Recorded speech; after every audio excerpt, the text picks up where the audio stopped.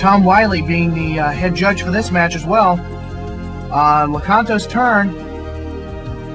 Any comments come to your mind at this stage, or is it just pretty much a waiting game to see what happens? Well, again, he tapped the Urnum. Right. He got hit for 2 with the order. And he's actually kind of worried here about the possibility that he might have 2 Armageddons or might have 2 spells to cast. So he went ahead and recalled the balance at this point. Yeah, it looks like, after he takes the damage, then I believe on this coming turn, Michael Lecanto did indeed use that recall, and that pretty much, and then that, in my opinion, pretty much wrapped up the game. Yeah, Bertrand here was checking to see how many anti-creature cards had been used, how many swords had gone by, how many Wrath of Gods had gone by, and he's got to feel pretty good because as he looks at it, he sees 3 Wrath of Gods. I think Lecanto had already used 4 swords, so Bertrand decided to go for it and put out that Djinn and hopefully try to get him down in these last couple turns. Wow, yeah. Do you know if in the first game he had encountered that recall? I don't think.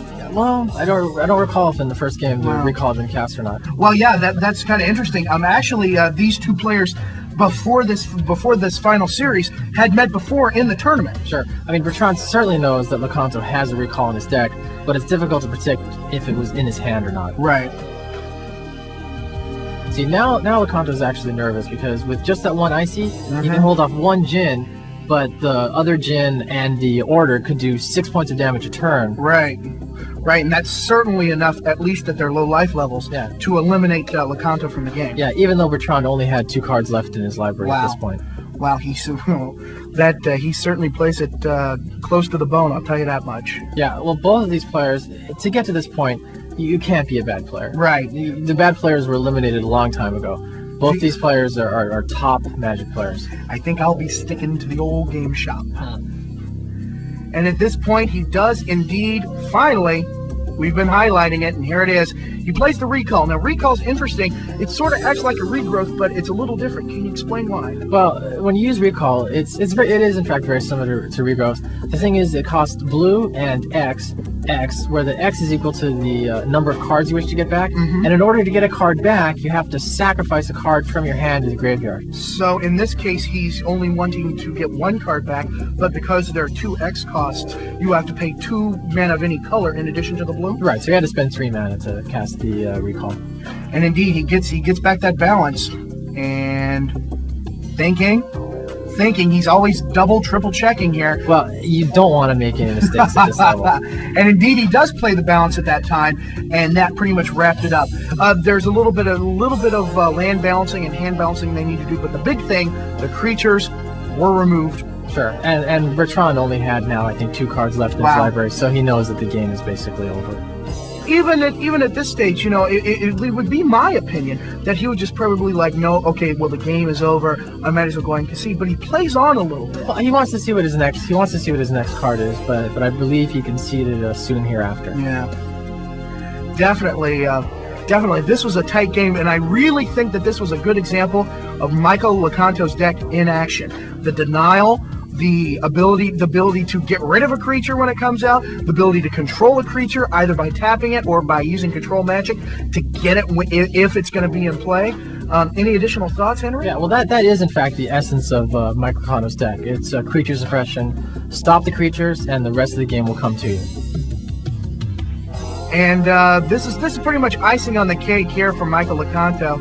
He goes ahead. Yeah, notice how he's using the Icy to tap one of Bertrand's land just in case he got out a creature. Yeah, and he noticed that Bertrand himself drew a Swords to Plowshares.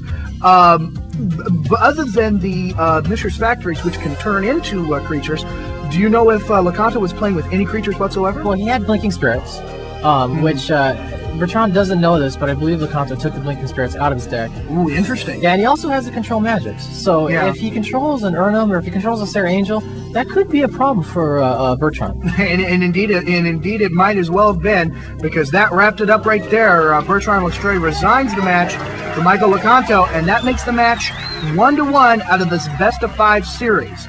Once again, our man on the floor, Mark Rosewater, talks with the competitors after the game.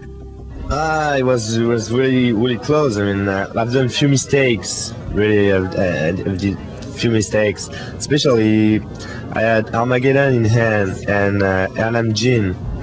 And I look at his graveyard and I saw, all right, he's got four Sword Pusher, 3 Breath of God, 1 Balance. So I thought, I'm all right. I mean, he's gonna counter this spell. But there is, I guess he couldn't Breath of God it or whatever. And so I played this card, thinking he's going to counter it. But he didn't. And he did recall and take balance. That killed me. And instead of that, what I should have done is played Armageddon first.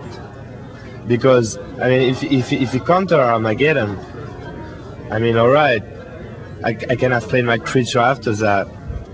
You know what I mean? But and I could have won because actually he didn't have counters in hand. So I do Armageddon and I attack.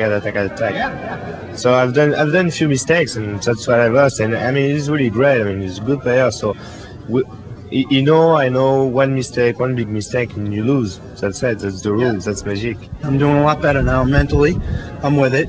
Long games though. That's the problem. My deck's real slow. Slow and steady wins the race. That's what I tell you. What point in the game did you really feel that you had it won? When he gave up. That was it. He didn't know if what he was gonna do at the end. Basically, we're in a situation where we had 2 very closely and evenly matched decks. They're competing against each other. Both of them, shall we say, white control decks. They're specializing in being able to maintain control over their opponent. The unfortunate situation with that is that it has led to excessively long games in our match. During the break after the second game, I approached the players and tried to discuss some options with them on what they thought would be equitable and fair. They have come to the decision that they're going to play an additional game since they're evenly tied at 1-1 each.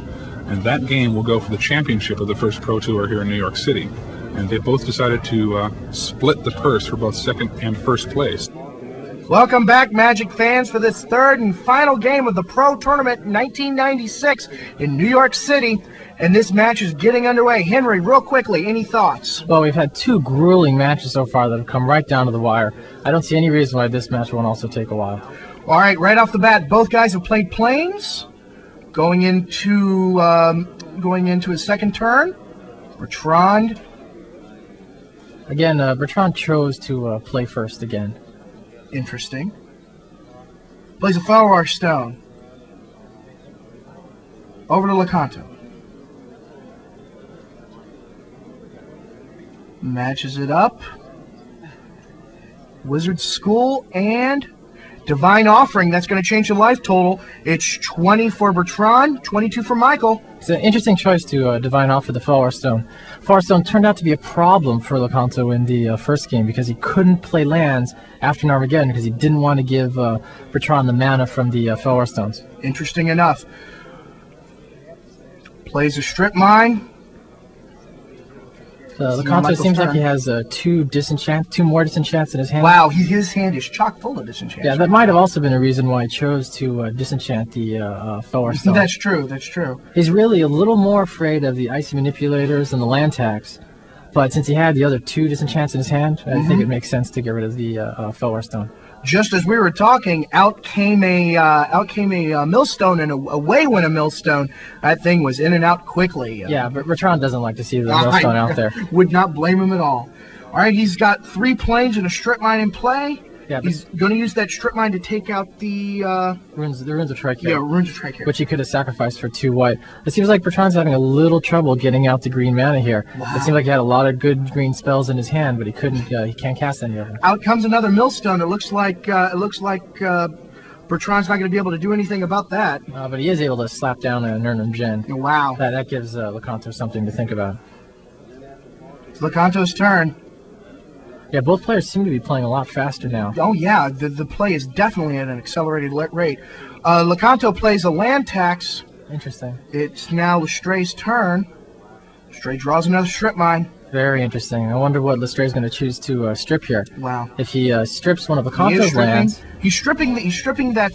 hold on. He's deciding. Yeah. Actually, potentially the stronger move might be to strip mine his own land. That way Lecanto couldn't land tax. But indeed, he's going to take out the... It looks like he is taking out the... It's really the rules. Yeah, it's really rather irrelevant which one he chooses to strip mine. Right. Because Lecanto will just be able to land tax and get more of those lands anyways. Right, maybe he shouldn't have even just played it himself, but do a Hernandez trick. Right? Yeah, I think that what Lecanto was wondering about there is he was asking he seemed like he chose the island first and then Right. wanted to switch it to the plains. I believe Tom Wiley said that since he hadn't let go of the strip mine yet, the spell wasn't, or the fast effect wasn't successfully finished. Okay, Bertrand's Ernemjin attacks. Makes the score 19-18, but he used the brush land to bring up the Sylvan. That ties his game up at 18 up. Yeah, remember how in the first game he was able to use that Sylvan Library to draw a lot of extra cards near Right. the end of the game. I don't think since Lecanto has a disenchant in his hand, it surprised me if that Sylvan Library stuck around for a long time. Wow. Although I don't think he had any creature removal cards directly in his hand right now. See if we can get a look at it. His hand, Lecanto's hand's just chock full of disenchants right now. He's got Yeah. 3 of them in his hand. All right, he plays a plains. Sorry, I think he has a Wrath of God in his hand. Ooh, that might be helpful. And he's gonna disenchant the Sylvan Library. Enough of that drawn 3, take 1. Yeah, but an Armageddon on Bertrand's part.